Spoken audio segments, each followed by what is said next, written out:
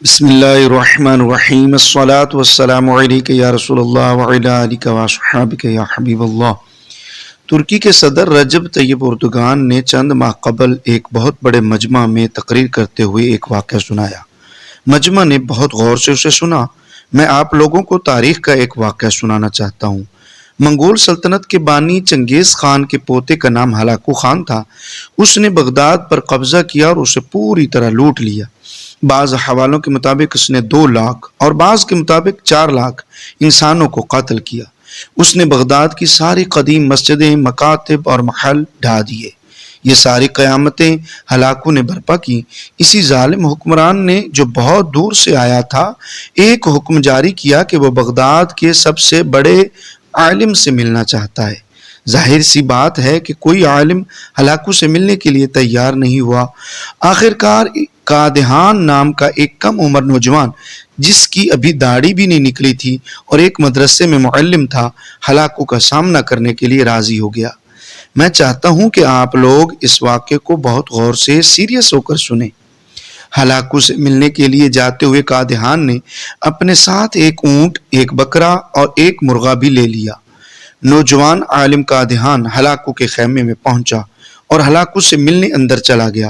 Hulagu نے نوجوان عالم سے پوچھا، مجھ سے ملنے اور میرا سامنا کرنے کے لیے بغداد والوں کے پاس تمہارے سوا اور کوئی نہیں تھا؟ قادحان نے جواب دیا کہ اگر آپ مجھ سے بڑے سے ملنا چاہتے ہیں تو باہر ایک اونٹ موجود ہے، اگر داڑھی والا چاہتے ہیں تو باہر ایک بکرا موجود ہے، اور اگر بلند آواز والا چاہتے ہیں تو باہر ایک مرغا بھی موجود ہے۔ آپ جسے چاہیں بلا لیں۔ ہلاکو بھانپ گیا کہ اس کے سامنے کھڑا ہوا شخص کوئی عام آدمی نہیں ہے۔ تب ہلاکو نے اس سے پوچھا، یہ بتاؤ کہ میرے یہاں آنے کی وجہ کیا ہے؟ نوجوان نے اسے بہت گہرا جواب دیا۔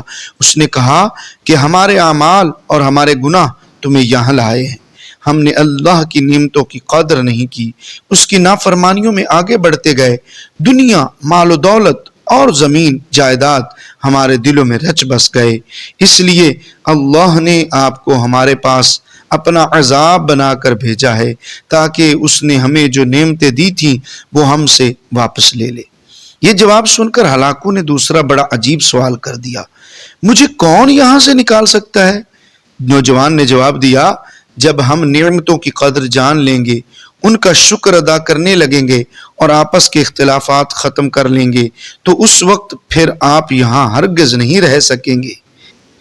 اس وقت مسلمانوں میں ایک بڑی بیماری یہ پھیلی ہوئی ہے کہ دوسری اقوام پر آنے والے قدرتی آفتوں کو تو وہ پورے یقین کے ساتھ اللہ کا عذاب قرار دے دیتے ہیں، لیکن اپنی حالت کی بے انتہا خرابی کو بھی احتساب کی نگاہ سے نہیں دیکھتے ہیں۔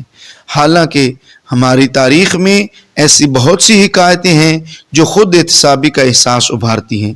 رجب طیب اردگان ترک قوم کو ایک نئی اٹھان کے لیے تیار کر رہے ہیں۔ وہ اس طرح کی حکایتوں کی اہمیت کو بخوبی سمجھتے ہیں۔